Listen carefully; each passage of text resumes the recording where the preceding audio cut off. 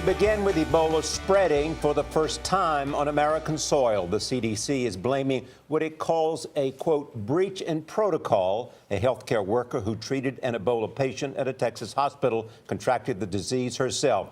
It is the first transmission in the United States. That woman is one of many on the team who cared for Thomas Eric Duncan. The CDC isn't ruling out the possibility that others could be infected too. Manuel Bojorquez is at the hospital in Dallas where the new victim is stable. Manuel, good morning.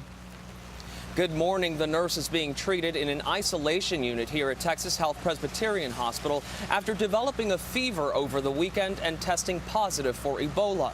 It's a development made more troubling by the fact that she was equipped with gear that was supposed to prevent transmission of the virus. A hazmat team spent hours decontaminating areas around the nurse's Dallas apartment on Sunday. She was part of the medical team that treated Thomas Eric Duncan at Texas Health Presbyterian. Hospital officials said she had extensive contact with Duncan on multiple occasions. This individual was following full CDC precautions, which are barrier and droplet. So gown, glove, mask, and shield. But 2 days after Duncan died, she developed a fever and later tested positive for Ebola.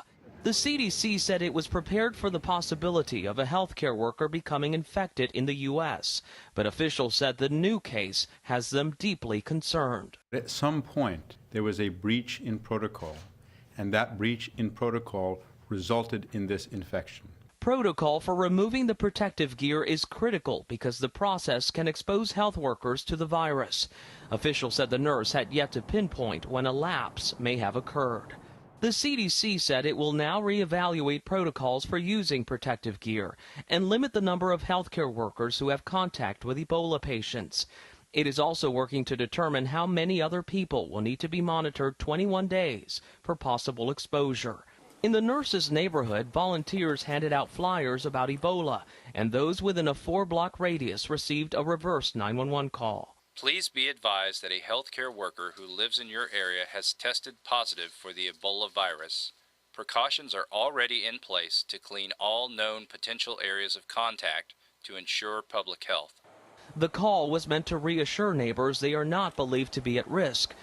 But the sight of yet another Dallas apartment being decontaminated was unsettling. Scary, it's creepy that it's just a few houses down.